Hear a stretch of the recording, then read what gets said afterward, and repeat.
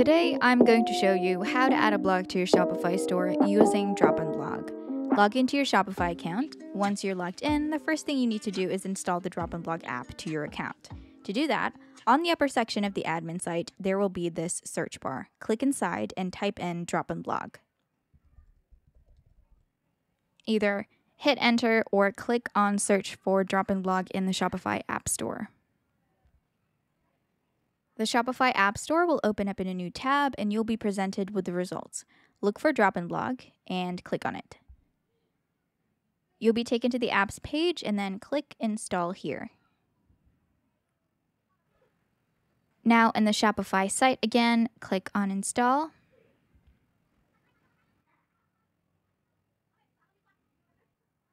Once you've successfully installed the app, you'll be directed to the DropInBlog site as DropInBlog automatically creates an account for you using your Shopify credentials. Very convenient.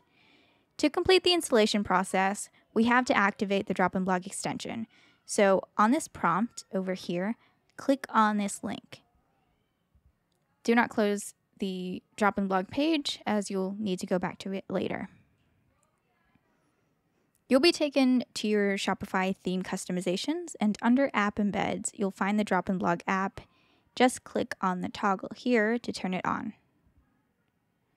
Then, on the upper right, click on Save.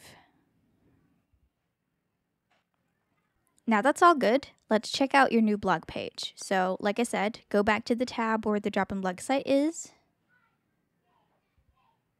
And on the upper right here, click on Settings.